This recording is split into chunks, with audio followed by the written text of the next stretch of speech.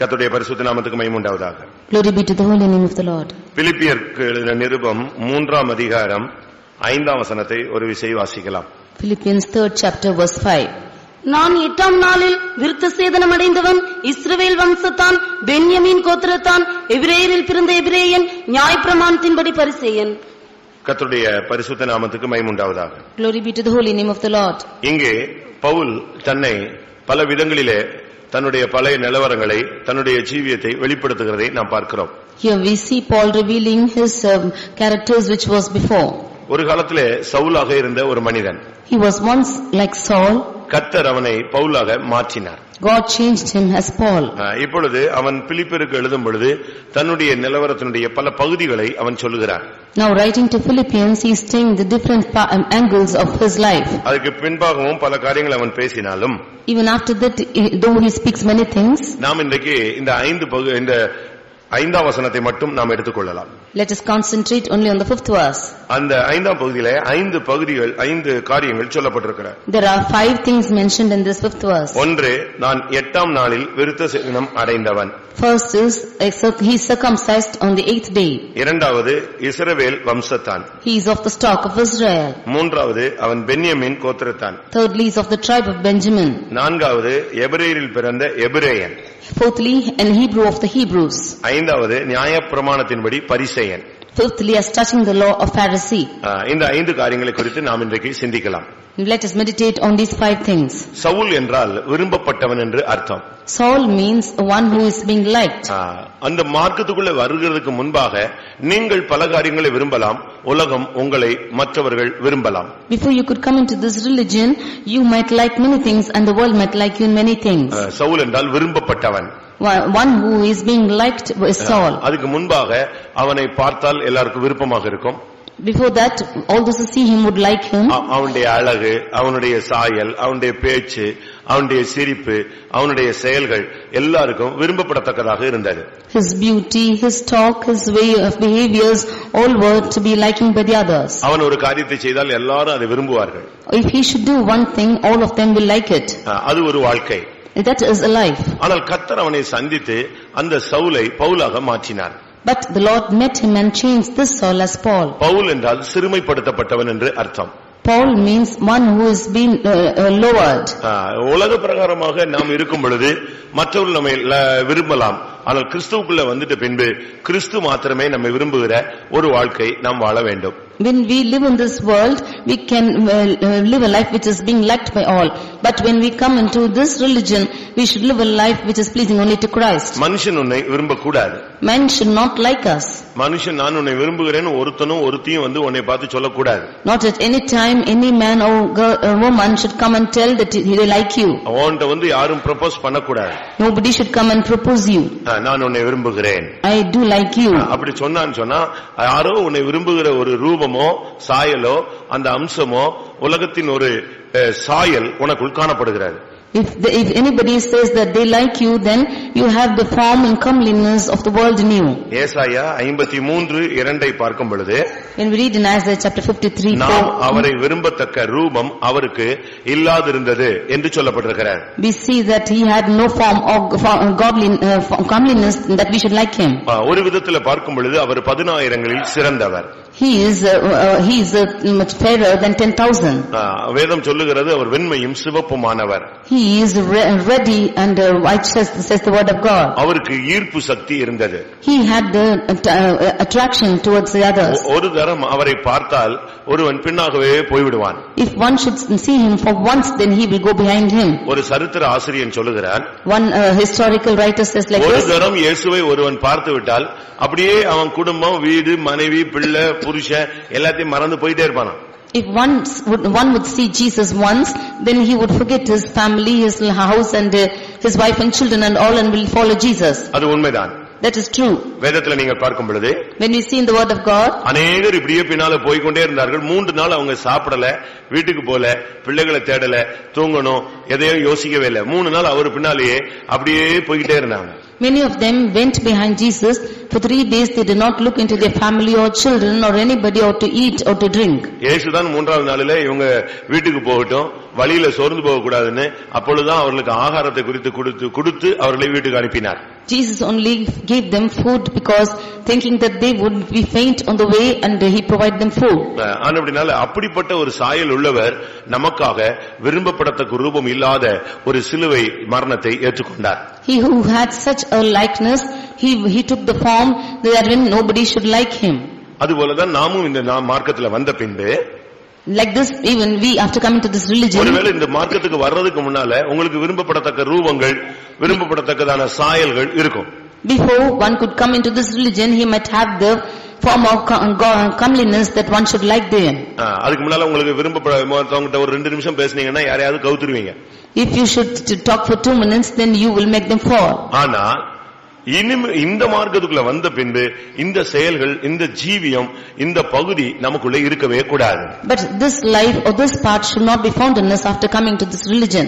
இதை நீங்கள் சரியான விதத்தில் விளங்கிக் கொள்ள வேண்டும். You should understand this in the right manner. அதனால தான் சொன்ன ஆரம்பத்திலேயே, இதுக்குள்ள வந்துட்ட பின்பு ஒருவன் உன்னை நேசிக்கிறேன், ஒருத்தி உன்னை நேசிக்கிறேன்னு சொன்னா உனக்குள்ள உலகத்தின் நிழல் ஏதோ சாயல் என்ன செய்கிறது இருக்கிறது.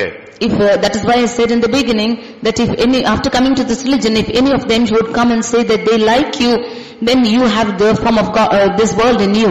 இதுக்குள்ள வந்துட்ட பிறகு, after coming to this religion, உங்களுக்கு விரும்பத்தக்கதான எந்த விதமான தன்மை இருக்க கூடாது. அதனாலதான் நாம் இந்த உலகத்துல ஒன்றுமில்லாமல், அழகில்லாமல், அது வேண்டாம் இது வேண்டாம் இலட்சியம் எல்லாத்தையும் வெறுத்து ஒதுக்கி பார்த்தா மற்றவங்க லைக் பண்ற அந்த சாயல் நமக்குள்ள இல்லாத தன்மைக்கு நாம் வருகிறோம். You should have no form of comeliness if you after coming into this religion, so that when other people sees us, they should not like us in any manner. நம்ம நகை எடுத்ததுக்கு, மீசை எடுத்ததுக்கு, ஒயிட் அண்ட் ஒயிட் போடுறதுக்கு, இன்னும் பல காரியங்கள் செய்கிறதுக்கு உபதேச ரீதியில பல வசனங்கள் இருந்தாலும் இதுவும் ஒரு உண்மையான ஒரு உபதேசத்தினுடைய ஒரு பகுதி. For us to forsake the form of this world or the fashions of this world or the mustache or anything is belonging to this part of the world. அதனால தான் பவுல் என்று சொன்னால் சிறுமைப்பட்ட ஒரு அனுபவம் என்று சொல்லப்பட்டிருக்கிறார். That is what Paul means, a humiliated person. நமக்கு எல்லாவற்றையும் அனுபவிக்க அதிகாரம் உண்டு, ஆனால் ஒன்றுமே நமக்கு தகுதியாக இராது. We have authority to obtain everything, but it is not worthy to us. இவன் தன்னை குறித்த 5 காரியங்களை இங்கே இந்த ஒரு வசனத்தில் மட்டும் 5 காரியங்களை சொல்லுகிறார். Here in this one verse he tells about 5 things. நான் 8ஆம் நாளில் விருத்த சேதனம் அடைந்தவன். I am circumcised on the 8th day. இந்த விருத்த சேதனம் என்பது இன்றைக்கும் பூலோகத்திலே நடந்து கொண்டிருக்கிற ஒரு சடங்காச்சாரமாக இருக்கிறது. This circumcision is taking place as a tradition even today. இன்றைக்கும் கூட வேதத்தின் அடிப்படையில, பழைய ஏற்பாட்டின் அடிப்படையில சில மார்க்கங்கள் இதை செயல்படுத்திக் கொண்டே வருகிறது. Even today on the basis of the Old Testament, some religions are following this. யூதர்கள், இல்லாவிட்டால் முஸ்லிம்ஸ், இவங்க எல்லாம் இந்த காரியத்தை செய்து கொண்டே வருகிறார்கள். The Jews or the Muslims are observing these things. உலக பிரகாரமாக பார்க்கும் பொழுது அந்த நாட்களிலே எழுத்தின் பிரகாரமாக தேவன் இதை அனுமதித்தார். Literally God admitted this thing to happen in the Old Testament. விருத்த சேதனம் என்பது இன்றைக்கு உலகத்தில் பெண்களுக்கும் ஆண்களுக்கும் நடக்கிறதாக உலக சுகாதார நிறுவனம் சொல்லுகிறது. Even the worldly situation tells that the circumcision is taking place. உலக சுகாதார நிறுவனம் சொல்லுகிறது ஆண்களுக்கும் பெண்களுக்கும் இந்த விருத்த சேதனம் இன்றைக்கு பூமியிலே நடைபெறுகிறது என்று சொல்லுகிறது. The World Health Organization is also saying that this circumcision is taking place for both man and woman. ஆனால் இது நான் இன்னைக்கு சொல்ல போறது ஆவிக்குரிய விருத்த சேதனம். But this circumcision, what I am going to tell, is spiritual circumcision. இந்த ஆவிக்குரிய விருத்த சேதனம் என்பது நமக்குள்ளே நடைபெற வேண்டிய ஒரு முக்கியமான ஒரு அனுபவம். This spiritual circumcision has to take place and it is important in our life. நமக்கு எழுத்தின் பிரகாரம் அந்த விருத்த சேதனம் அல்ல, உள்ளத்திலே நடைபெற வேண்டிய ஒரு அனுபவம். It is not a literal circumcision, but what should take place in ourselves. ரோமருக்கு எழுதின நிருபம் 2ஆம் அதிகாரத்திலே நாம் இதை பார்க்கும் பொழுது, Romans 7th chapter, when we read this, ரோமர் 2ஆம் அதிகாரத்தை பார்க்கும் பொழுது, 2nd chapter when we see this, 28 29 வசனங்களிலே verses 28 and 29, இந்த விருத்த சேதனத்தை குறித்து அங்கே பவுல் தெளிவாக பேசுகிறார். here St. Paul speaks clearly about circumcision. உள்ளத்திலே யூதனானவனே யூதன், He that is a Jew within is a Jew. ஆவியின்படி இருதயத்தில் உண்டாகும் விருத்த சேதனமே விருத்த சேதனம். The circumcision by the spirit which is made inside is circumcision. புதிய ஏற்பாட்டு விருத்த சேதனம் 3 வகையிலே அது அழைக்கப்படுகிறது. The New Testament circumcision is called by 3 ways. இதை குறித்து புதிய ஏற்பாட்டிலும் வசனங்கள் உண்டு, பழைய ஏற்பாட்டிலும் வசனங்கள் உண்டு. For these we have the verses both in the Old and the New Testaments. விருத்த சேதனம் என்பது நமக்கு 3 இடங்களிலே இல்லாவிட்டால் 3 தன்மைகளிலே நமக்குள் நடைபெற வேண்டிய ஒரு அனுபவம். Circumcision must take place in us in 3 angles. இங்கே நான் 8ஆம் நாளில் விருத்த சேதனம் அடைந்தவன் என்று அவன் சொல்லுகிறான். Here he says that he is circumcised on the 8th day. லூக்கா எழுதின சுவிசேஷம் லூக்கா எழுதின சுவிசேஷத்தில் நாம் பார்க்கும் பொழுது இயேசுவும் 8ஆம் நாளிலே விருத்த சேதனம் பண்ணப்பட்டார். Even in the Gospel of Luke we see that Jesus was circumcised on the 8th day. லூக்கா 2ஆம் அதிகாரத்திலே நாம் 21லே நாம் இதை பார்க்க முடியும். In Luke's second chapter verses 21 we see this. பிள்ளைக்கு விருத்த சேதனம் பண்ண வேண்டிய 8ஆம் நாளில் அவருக்கு இயேசு என்று பெயரிட்டார்கள். On the 8th day when it was accomplished the circumcision of the child was and they named him Jesus. அப்படியானால் கிறிஸ்தவ வாழ்க்கையிலே ஆவிக்குரிய விருத்த சேதனம் என்பது மிகவும் முக்கியமானது. If so in Christian life the spiritual circumcision is most important. அது எழுத்தின் பிரகாரமான விருத்த சேதனம் பண்ணப்பட்டவர்கள் தான் அந்த காலத்தில் யூதர்கள் என்று அழைக்கப்பட்டார்கள். Those who were literally circumcised in those days were called as Jews. ஆனால் புதிய ஏற்பாட்டிலே நமக்கு 3 காரியங்களிலே விருத்த சேதனம். But in the New Testament we have 3 circumcisions. ஒன்று இருதயத்தில், One is in the heart, மற்றொன்று உதடில், next is in the lips, மூன்றாவது செவியில், and thirdly in the ears. இந்த 3 காரியங்களிலே ஒரு ஆவிக்குரிய மனுஷன் சத்தியத்துக்குள்ள வந்து ஒரு குறிக்கப்பட்ட காலங்களுக்கு உள்ளே அந்த 8ஆம் நாள் என்பது ஒரு குறிக்கப்பட்ட நேரம், அதற்கு உள்ளாக இந்த 3 காரியங்களிலே அவன் விருத்த சேதனம் பண்ணப்பட்ட வாழ்க்கைக்கு அவன் கடந்து வந்திருக்க வேண்டியது அவசியம். When we say spiritual man of God, that 8th day shows that prescribed time after he is saved, then he should come into this circumcision. புரியுதா? Do you understand this? இதுக்குள்ள வந்து ஒரு குறிக்கப்பட்ட காலத்துக்குள்ள ஒரு மனிதனுக்குள்ளே இந்த 3 விருத்த சேதனங்கள் நடந்திருக்க வேண்டும். After coming into this salvation in a man of God, these 3 circumcision should take place. இல்லாவிட்டால் நீ சரியான விதத்துல இந்த அனுபவத்துக்குள்ள வரவில்லை. Or else you have not come into this right experience. ஒன்று இருதயம், மற்றொன்று உதடு, மற்றொன்று செவி. One is the heart, next is the lips, and next is the ears. அப்போஸ்தலர் 7ஆம் அதிகாரம் 51ஆம் வசனத்தை பார்க்கும் பொழுது, When you read in Acts 7:51, அங்கே இருதயத்திலும் செவியிலும் விருத்த சேதனத்தை குறித்து சொல்லி இருக்கிறார். we see the circumcision in the heart and in the ears. யாத்திராகமம் 6ஆம் அதிகாரத்துல பார்க்கும் பொழுது, When you see it in Exodus chapter 6, 12 இல்லாவிட்டால் 30 இந்த வசனங்களிலே பார்க்கும்போது, in verses 12 and 30 we see like அங்கே this. உதடுகளில் விருத்த சேதனம் சொல்லப்பட்டிருக்கிறார். We see the circumcision of the lips. அப்போஸ்தலர் 7:51 வாசியுங்கள். மனங்காக்கல் துள்ளவர்களே, இருதயத்திலும் செவிகளிலும் விருத்த சேதனம் பெறாதவர்களே, இருதயத்திலும் செவியிலும் விருத்த சேதனம். The circumcision in heart and ears. யாத்திராகமம் 6ஆம் அதிகாரம் 12ஆம் வசனம். மோசே கர்த்தருடைய சன்னிதானத்தில் நின்று, இஸ்ரவேல் புத்திரரே, எனக்கு செவி கொடுக்கவில்லை, பார்வோன் எனக்கு எப்படி செவி கொடுப்பான், நான் விருத்த சேதனம் இல்லாத உதடுகள் உள்ளவன் என்றான். பழைய ஏற்பாட்டிலேயே இந்த சாதாரண விருத்த சேதனத்தை காட்டிலும் ஆவிக்குரிய விருத்த சேதனம் வலியுறுத்தப்பட்டு உள்ளது. In the Old Testament itself, more than the literal circumcision, the spiritual circumcision was emphasized. ஒன்று இருதயம், மற்றொன்று செவி, மற்றொன்று உதடு. One is the heart, the next is the ears, next is the lips. ஒரு ஆவிக்குரிய மனுஷனுக்கு இந்த 3 அவயவமும் மிகவும் முக்கியம். For the spiritual man of God, these 3 parts, members of the body, are important. இருதயத்தில் அவனுக்கு தோற்றங்கள் உண்டாகிறது. In the heart are the imaginations. எல்லா கதையும் இந்த செவி தான் கேட்கிறது. Everything is heard by these ears. எல்லா கதையும் வெளியே வரும்பொழுது இந்த உதடு தான் அதை உச்சரிக்கிறது, பேசுகிறது. Everything proceeds out from this mouth or the lips alone. ஒரு ஆவிக்குரிய மனுஷன் இந்த 3ஐயும் தன்னுடைய கட்டுப்பாட்டில் வைத்துக் கொண்டால் அவன் ஜெயித்து விடுகிறான். For the spiritual man of God, if he should keep all these 3 in control, then he will overcome. சிறு வயது முதலே ஒரு மனிதனுடைய இருதயத்தின் தோற்றம் பொல்லாததாய் இருக்கிறது என்று ஆதியாகமத்திலே நாம் வாசிக்கிறோம். We see in Genesis that from his young age all his imaginations of the heart is evil. பிரியமானவர்களே, நம்முடைய இருதயத்தின் நிலவரம் என்ன? How is our state of a heart? இருதயம் விருத்த சேதனம் பண்ணப்படாத பட்சத்திலே இருதயத்திலிருந்து தோன்றுகிறதெல்லாம் உங்களை தீட்டுப்படுத்திக் கொண்டே இருக்கும். The state wherein a heart is not circumcised, then all the imaginations of the heart will defile us. இந்த இருதயத்திலே விருத்த சேதனத்தை குறித்து பழைய ஏற்பாட்டிலே ரொம்ப வசனங்கள் உண்டு. Now we can see many verses in the Old Testament about the circumcision of heart. எசேக்கியேல் 44ல பார்க்கும் பொழுது, In Ezekiel chapter 44, அங்கே 44 9ஆம் வசனத்தை பார்க்கும் பொழுது, when we read the 9th verse, 44:9, கர்த்தராகிய ஆண்டவர் சொல்கிறது என்னவென்றால், இஸ்ரவேல் புத்திரரின் நடுவில் இருக்கிற சகல அந்நிய புத்திரரிலும் விருத்த சேதனம் இல்லாத இருதயமும் விருத்த சேதனம் இல்லாத இருதயம். the uncircumcised heart. அடுத்ததாக எரேமியா 6:10 பார்க்கும் பொழுது, Jeremiah 6:10, அங்கே செவியை குறித்து சொல்லி இருக்கிறது. we see about ears. எரேமியா 6ஆம் அதிகாரம் 10ஆம் வசனம். அவர்கள் கேட்கும்படி நான் யாரோடே பேசி எச்சரிப்பேன், அவர்களுடைய செவி விருத்த சேதனம் இல்லாதது, அவர்கள் கேட்க மாட்டார்கள். பாருங்க, இப்படி இருதயம், செவி இவைகளை குறித்த விருத்த சேதனத்தை குறித்து சொல்லி இருக்கிறார். There are ears which cannot hear, that is an uncircumcised ear. இருதயம் சரியில்லாவிட்டா நீங்க என்ன பிரசங்கம் கேட்டாலும் அது உங்களுடைய இருதயம் சரியில்லாத தன்மைக்கு ஏற்ற விதமாகத்தான் உள்ள என்ன செய்யும், போகும். If the heart is not right, then you how much ever message you might hear, it will go in this angle that it's not hearing. நான் இப்போ ஒரு கருத்தை சொல்லுகிறேன், Now I tell you of a truth, இல்லாவிட்டா ஒரு பிரசங்கத்தை சொல்லுகிறேன், or I tell you of a message. நீங்க ஒரு தவறான கருத்தோடு இதுல உட்கார்ந்து கேட்டுக்கிட்டு இருந்தீங்கன்னா இது அந்த சாக்கடைக்குள்ள தான் போய் விழும். If you in a wrong angle is listening to this message, then it will go to the இருதயம் ஏற்கனவே தீட்டா இருக்கு, இதுக்குள்ள போய் இது விழுந்தா எப்படி இருக்கும்? பன்றிகளுக்கு முன்பாக போய் விழுகிற முத்துக்களை போல இருக்கும். You yourself are already defiled, and when these verses come before you, it will be as the pearls before the swine. இருதயம் விருத்த சேதனம் பண்ணப்பட்டதாக இருந்தால் இருதயத்திலிருந்து புறப்படுகிறது மனிதனை கனப்படுத்தப்படக்கூடிய வாழ்க்கையை உண்டு பண்ணி கொடுக்கும். If your heart is circumcised, then that which proceeds from your heart will also honor you.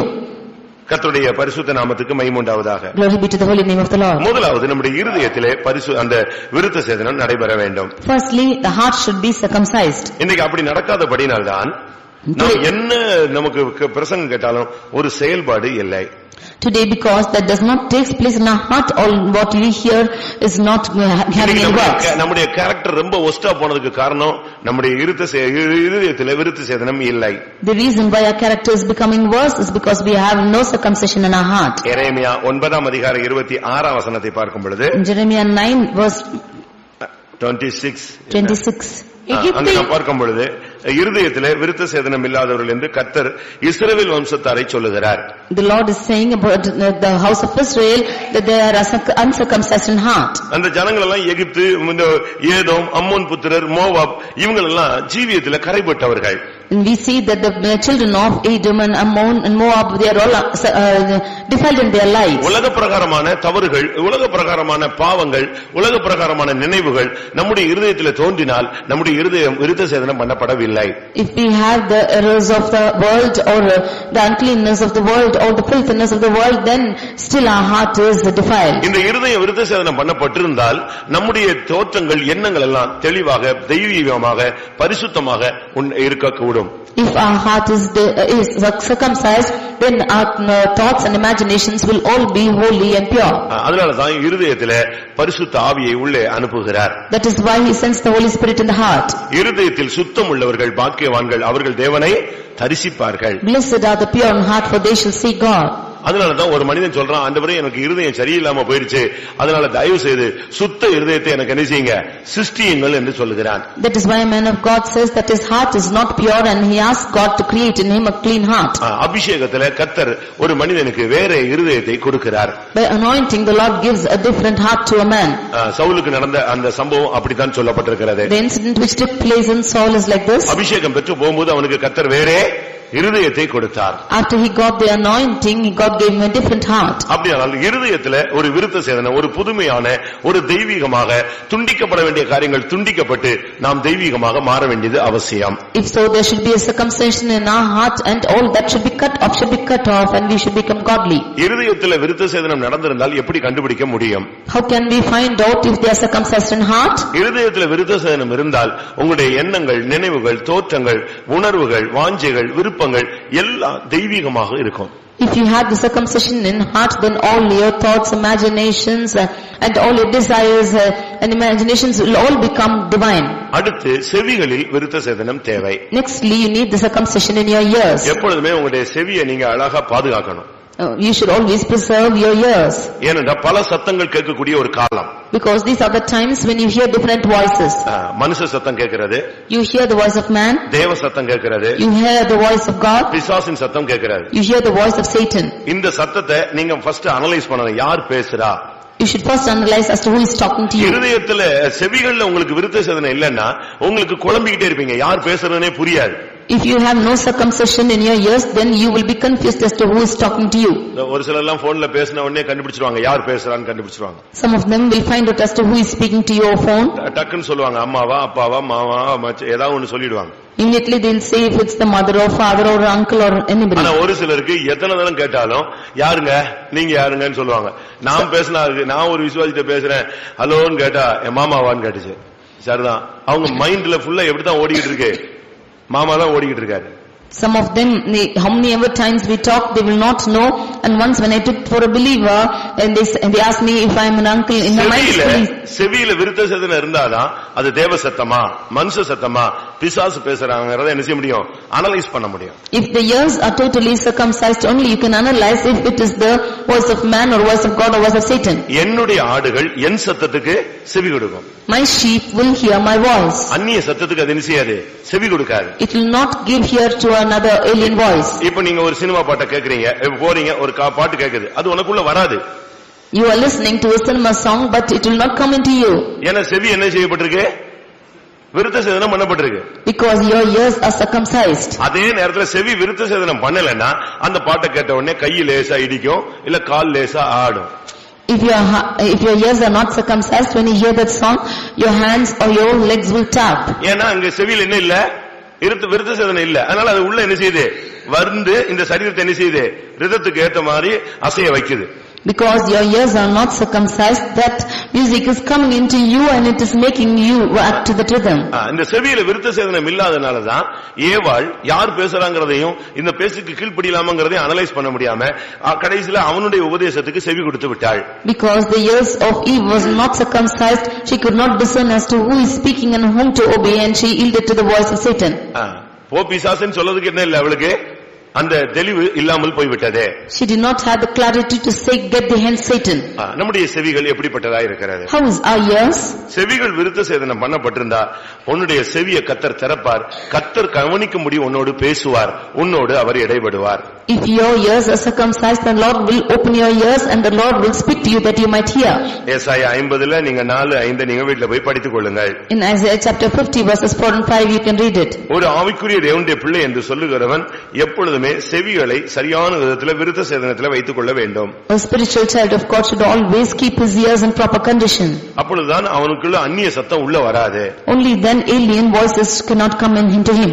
அடுத்து செவியில விருத்த சேதனம் இருந்தால், nextly if there is circumcision of ears, கர்த்தர் ஒரு ஆலோசனை கொடுத்தா அதை கேட்ப. You will hear to the counsel of God. பெரியவங்க ஒரு ஆலோசனை சொன்னா அது நீ கேட்ப. You will hearken to the counsel of the elders. ஒரு சிலருக்குலாம் காது இருக்கு ஆனா கேட்கிற மாதிரியே இல்ல. Some of them have ears but it does not seem as they hear. காது உள்ளவன் கேட்க கடவன் சொன்னாரு, இயேசு பிரசங்கம் பண்ணாரு, எல்லாருக்கும் காது இருந்துச்சு ஆனா செவியில் என்ன இல்ல, விருத்த சேதனம் இல்ல. அதனால கேட்டும் அது வேலை செய்யாமலே போய்விட்டது. He that hath ear to hear, let him hear, says Jesus. But they had ears, but they had not circumcision, therefore they could not hear it. அதனாலதான் எரேமியா 6:10 அந்த வார்த்தையை சொல்றார், இவர்கள் செவி விருத்த சேதனம் இல்லாதது, இவர்களுக்கு கர்த்தருடைய வசனம் நிந்தையாக இருக்கிறது. கர்த்தருடைய வசனத்தின் மேல அவங்களுக்கு என்ன கிடையாது, விருப்பம் கிடையாது. விருப்பம் இருந்தாதான் பைபிள் ஸ்டடிக்கும் காத்திருப்பு கூட்டத்துக்கும் சண்டே சர்வீஸுக்கும் ஓடி வந்துருவானே. Therefore in Jeremiah chapter 6 verse 10 they says that their ears are not circumcised, that they cannot hearken, and the word of the Lord is unto them a reproach. காலையில உன்னுடைய செவி விருத்த சேதனம் பண்ணப்பட்டு காலையில எந்திரிச்ச உடனே சென்சார் ஆயிருக்கணும். கரெக்டா செவி விருத்த சேதனம் இருந்துச்சுன்னா காலையிலேயே கர்த்தர் உனக்கு என்ன செய்வாரு, அன்னைக்கு தேவையான வார்த்தைகள் வசனங்கள் ஆலோசனைகளை உனக்கு போதிப்பார். Every morning if our ears are circumcised, then every morning the Lord will speak to you and he will give you his counsel, his words and the right counsel to you. மூன்றாவது அங்கே உதடுகளில் விருத்த சேதனத்தை குறித்து மோசே பேசுகிறார். Thirdly, Moses speaks about the circumcision of lips. அதுக்கு ஒரு காரணம் சொல்றாரு. And he is telling one thing like this. என்னுடைய உதடு விருத்த சேதனம் பண்ணப்படல, அதனால நான் சொன்னா யாருமே கேட்க மாட்டாங்க. He says that my lips are not circumcised and therefore if I speak they will not listen. அந்த வசனத்தை திரும்ப வாசிப்போம். யாத்திராகமம் 6ஆம் அதிகாரம் 12 இல்லனா 30. மோசே கர்த்தர்ட்ட சொல்ற ஒரு வார்த்தை.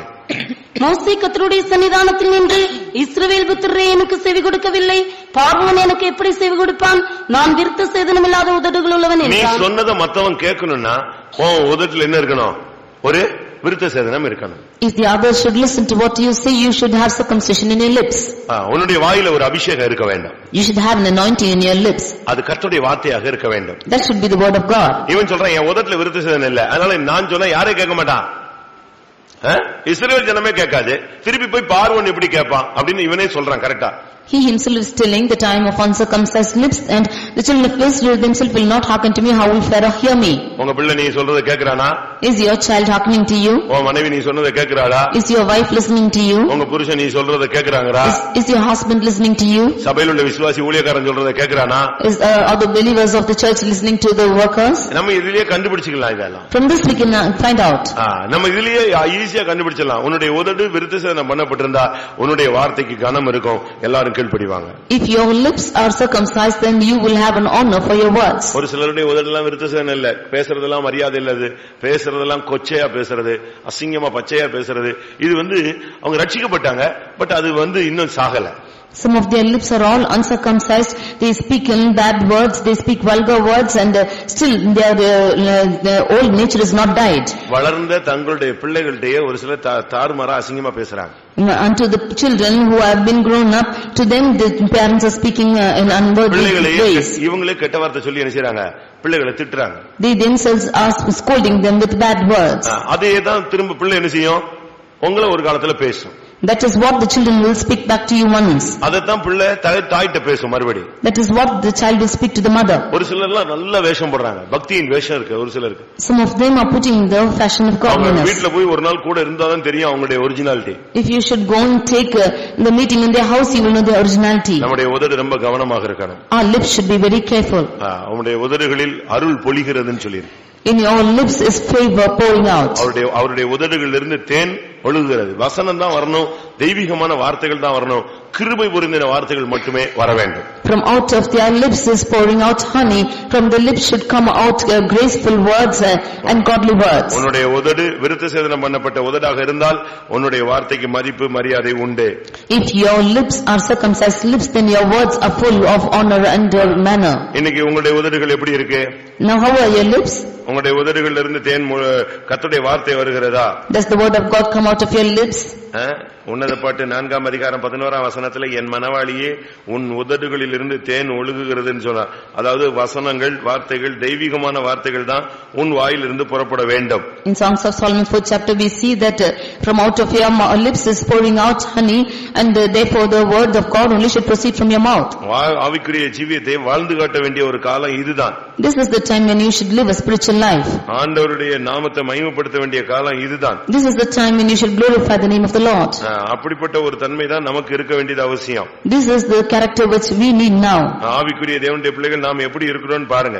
See, examine as to how we spiritual people are. இன்னைக்கு अनेகருடைய உதடுகளிலிருந்து தாறுமாறான வார்த்தைகள் வருகிறது. From out of the lips of many are coming perverse words. உன்னதப்பட்ட 5ஆம் அதிகாரம் 13ஆம் வசனத்தை பார்க்கும் பொழுது In we read in Songs of Solomon 5:13, அவர் உதடுகள் லீலி புஷ்பங்களை போன்றது.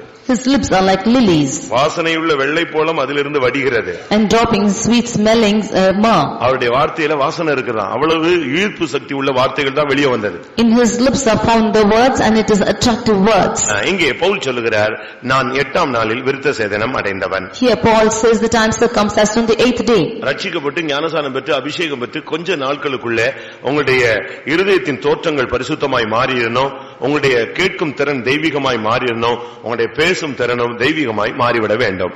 After you being saved and being baptized by the Holy Spirit, you should, your tendency of your heart, your tendency of your ears, your lips should be circumcised. இரண்டாவதாக அவன் தன்னை இஸ்ரவேல் வம்சத்தான் என்று சொல்லுகிறான். Secondly, he calls himself of the stock of Israel. Israel சொன்னா போராடினவன் என்று அர்த்தம்.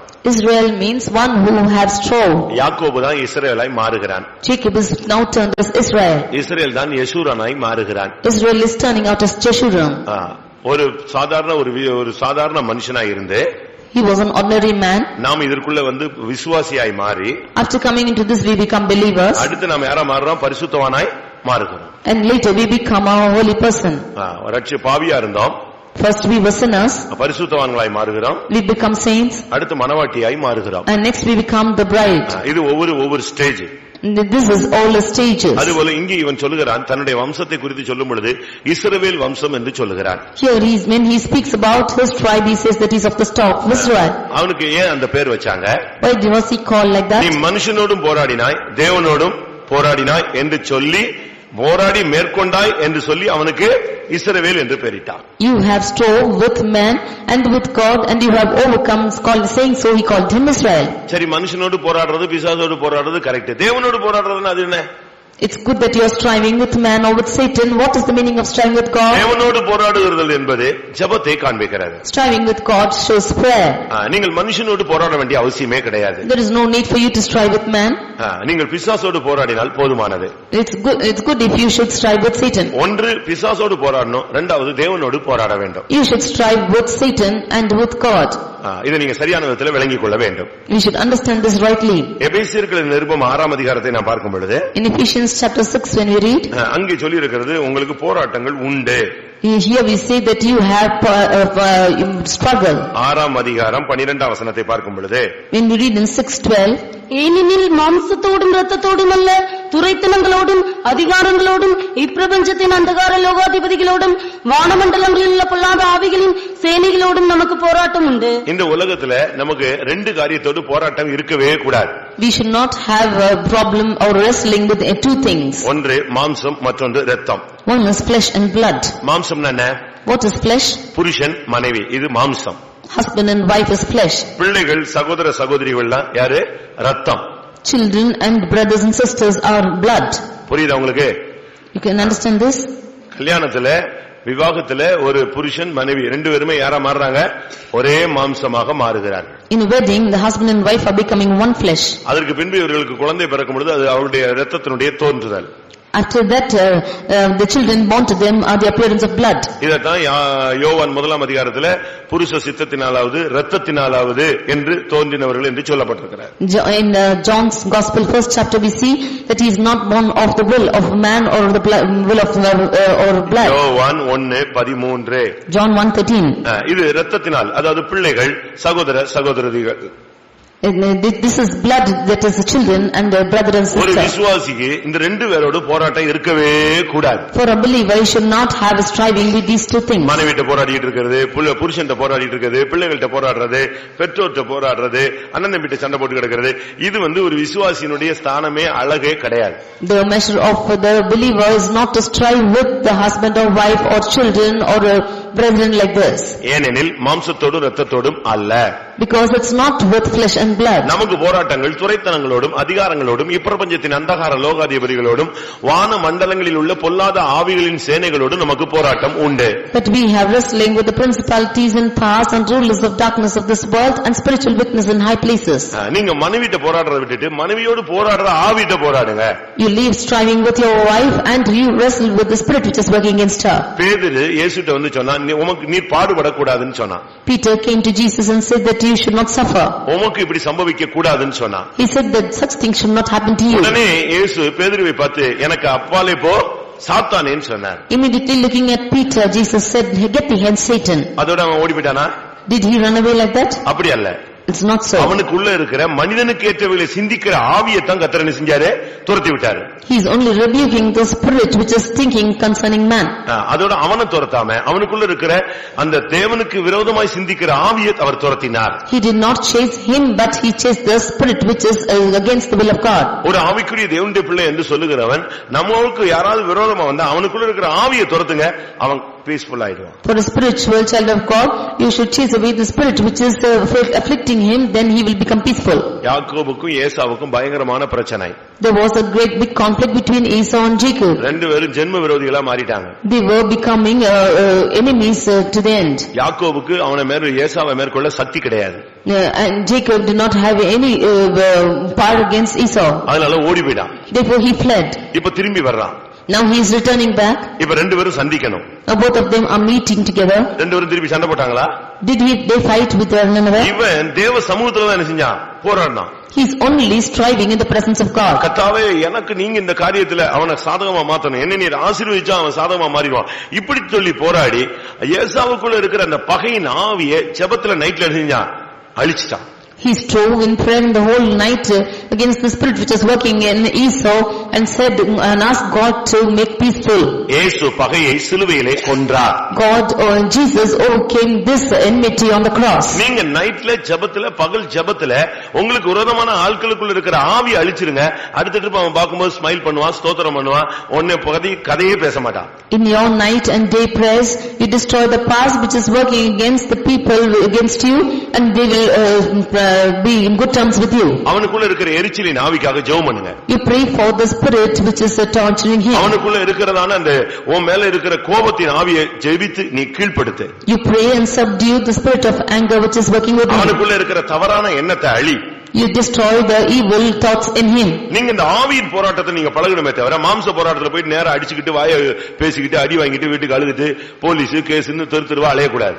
If you should practice this wrestling of the spirit, then you should not strive with people and walk about with police station. அவனுக்குள்ள இருக்கிறதான ஆவியை பிசாசோட என்ன செய்யுங்க, நீங்க போராடுங்க.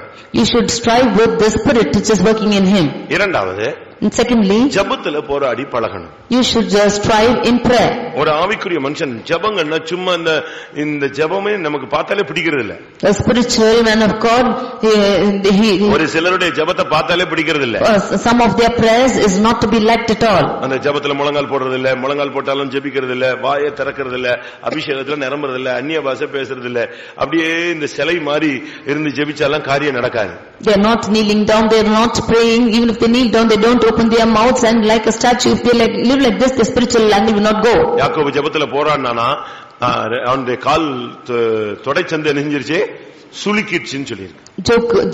Jacob strove in prayer that his muscle also got twisted. அவனும் தேவனுடைய தூதனை நெஞ்சாங்க, பயங்கரமா போராடினா. அவன் என்னை விட்டு நான் போயிடுறேன்னு சொல்றான். எனக்கு டைம் ஆயிடுச்சு, கிழக்கு வெளுக்க போகுது, சூரியன் உதிக்க போகுது, நான் போறேன். இவன் சொன்னா கிழக்கு வெளுக்குதோ சூரியன் போகுதோ மறையுதோ என்ன செய்யணும், நீங்க ஆசீர்வதிக்கணும். பயங்கர போராட்டம், ரெண்டு பேரும் ஒருத்தர் போராடி கடைசியில ஆசீர்வாதத்தை வாங்கிட்டு வந்தான். He and the angel of God was trying together, and he said that it is going to be dawn and you let me go, but he strove with him until he received the blessing. இதே பழக்கம் அப்போஸ்தலனாகிய பவுலுக்குள்ளே இருந்தது. In this same practice was in Apostle Paul. ரோமர் 15ஆம் அதிகாரம், Romans 15 chapter, 32ஆம் வசனம். verse 32. நீங்கள் தேவனை நோக்கி செய்யும் ஜெபங்களில் நான் போராடுவது போல நீங்களும் என்னோடு கூட போராட வேண்டும் என்று நம்முடைய கர்த்தராகிய இயேசு கிறிஸ்துவின் நிமித்தமும் ஆவியானவருடைய அன்பின் நிமித்தமும் உங்களை வேண்டிக் கொள்கிறேன். நான் ஜெபங்களிலே போராடுகிறேன்னு சொல்றார். And as I strive in prayer, he says. ஜெபங்கள்ல நீங்க போராடி பழகுங்க. You should strive in prayer. சும்மா ஒரு 2-3 வசனம் வாசிக்கிறது, ஒரு பாட்டு பாடுறது, இந்த செத்த வீட்டுல பாடுற மாதிரி பாடிட்டு சங்கீதம் 23 எடுத்து வாசிச்சுட்டு திரும்ப அப்படியே சோத்ராம் சோத்ரான்னு பாதி தூங்கி அப்படியே நீங்க ஜெபிச்சு பழகி என்னாத்துமாவே போட்டீங்கன்னா வீடு கொஞ்ச நாள்ல அப்படி சுடுகாடு போல மாறிட்டே வரும். If you just sit in prayer for 2-3 points and you take Psalm 23 and you read and you go on like this, then your life will become stay free. நீங்க நல்ல பாடி நல்ல கைத்தட்டி நல்ல ஆவியில் நிறைஞ்சு ஜெபத்துல அந்நிய பாஷை பேசி போராடணும். அப்படி போராடும் பொழுதுதான் நாம் நன்மைகளை பெற்றுக்கொள்ள முடியும், பிசாசை ஜெயிக்க முடியும்.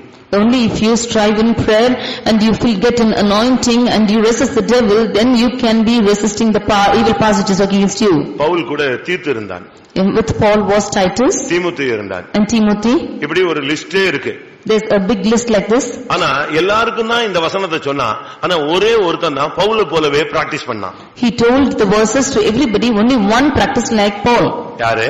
Who is it? கொலோசியர் 4:12 பார்க்கும் பொழுது, in Colossians chapter 4:12, எப்பாப்பிராவும் உங்களுக்கு வாழ்த்துதல் சொல்கிறான், உங்களை சேர்ந்தவனும் கிறிஸ்துவின் ஊழியக்காரனுமாகிய இவன் நீங்கள் தேவனுக்கு சித்தமானவைகள் எல்லாவற்றிலும் தேர்ந்தவர்களாயும் பூர்ண நிச்சயமுள்ளவர்களாயும் நிலை நிற்க வேண்டும் என்று தன் ஜெபங்களில் உங்களுக்காக எப்பொழுதும் போராடுகிறார். பாருங்க, பவுல் சொன்ன அந்த பழக்கம் எப்பாப்பிராவுக்கு மாத்திரம் தான் பிராக்டிஸ்ல அவன் செஞ்சு பழகினான். In that which St. Paul preached came into practice only in Epaphras. ஜெபங்கள்ல தனியா அறை வீட்டை பூட்டிக் கொண்டு நல்ல கத்தி ஆவியில் நிறைஞ்சு தேவனோடு போராடுங்க. You close your room and shout and strive in prayer. சரியான ஒரு ஜெப போராட்டம் உங்களுக்கு ஜெயத்தை கொடுக்கும். A right striving of prayer will give you victory. பாருங்க, நேருக்கு நேர் அவன் முகமுகமாய் கர்த்தருடைய தூதனை கண்டு ஜெபத்திலே போராடி ஆசீர்வாதத்தை பெற்று அடுத்த நாள் சத்துருவை கீழ்ப்படுத்தினான். He saw the angel of God face to face and strove in prayer, and finally he subdued the evil power next day. எத்தனை தீமோத்தேயுக்கு இந்த பழக்கம் இல்ல. Timothy did not have this practice. ஆனா எப்பபிராவுக்கு இந்த பழக்கம் இருந்தது. But Epaphras was practiced like this. எதுக்காக? Why is this? எதுக்காக போராடினானா, நீங்க எல்லாவற்றிலும் தேற வேண்டும். You should become perfect in everything. எல்லாவற்றிலும் நிச்சயமுள்ளவர்களா நீங்கள் மாற வேண்டும். You should become sure in everything. அவன் பிரசங்கம் பண்றது மாத்திரமல்ல, அதுக்காக போராடி ஜெபித்த ஒரு நபர். He not only preached, he also strived in prayer. நாம் இந்த நாட்கள்ல ஒன்று விருத்த சேதனம் உள்ளவர்களா இருக்க வேண்டும். இரண்டாவது இஸ்ரவேல் வம்சத்தாராய் ஜெபங்களிலே போராடுகிறவர்களும் தேவனோடும் பிசாசோடும் போராடுகிற வல்லமை உள்ளவர்களாய் நாம் மாற வேண்டும். These days we not only becoming circumcised, we should also becoming people who strive with God in prayer and overcome devil and God. மூன்றாவது, And thirdly, Benjamin கோத்திரத்தான். he is of the tribe of Benjamin. ஒன்று வம்சத்தை சொல்றான். Firstly, he is telling his stock. Israel வம்சத்தான். He is of the stock of Israel. அடுத்து பென்யமீன் கோத்திரத்தான். Nextly, he is of the tribe of Benjamin. பென்யமீன் என்று சொன்னால் வலதுகரத்தின் மகன் என்று அர்த்தம். Benjamin means son of the right hand. அப்படி சொல்லித்தான் அவனுக்கு பேர் வச்சாங்க. Saying so, he was named. ஒரு தேவனுடைய பிள்ளை இந்த நாட்கள்ல தேவனுடைய வலது கரத்துல வர வேண்டியது அவசியம். A child of God is necessary to come into the right hand of the God. நீங்கள் தேவனுடைய வலது கரமாக மாற வேண்டும். You should become the right hand of God. ஆண்டவர் இன்றைக்கு தம்முடைய பிள்ளைகள் மூலமாகத்தான் கிரியை செய்கிறார். And the Lord is working only through his children. ஆண்டவர் தம்முடைய யாரை கொண்டு கிரியை செய்ய, யாராவது ஒரு ஆளை வைத்துதான் அந்த வேலையை அவர் செய்கிறார். He is only working through one person, and God can work. பிரியமானவர்களே, நமக்குள்ள அப்படிப்பட்ட அனுபவம் இருக்கிறதா? And do we have this experience in us? நாம் இந்த நாட்களில் தேவனுடைய வலது கரமாக மாற வேண்டும். We should become as the right hand of God. நாம தேவனுடைய வலது கரமா மாறினாதான் கர்த்தர் நமக்கு நம் மூலமாய் பெரிய காரியங்களை செய்ய முடியும். If we become the right hand of God, then the Lord can do great things through us. இன்னைக்கு அநேகர் தேவனுடைய வலது கரமாக இல்லை. Today many of them are not found as the right hand of God. ஆண்டவருடைய வலது கரத்தின் பிள்ளைகளாக நீங்கள் மாறினால், if you become the children of the right hand, உங்களுக்கு வாழ்க்கையில எவ்வளவோ மேன்மையான அனுபவங்கள் கிடைக்கும். You will have great experiences in your life. அதை நீங்க சரியான விதத்தில் விளங்கிக் கொள்ள வேண்டியது அவசியம். You should rightly understand this. அதனால தான் அவன் சொல்றான், நான் பென்யமீன் கோத்திரத்தான். That is why he says he is of the tribe of Benjamin. நம்ம எல்லாரும் தேவனுடைய வலது கரத்தின் பிள்ளைகளாக இருக்கிறோமா?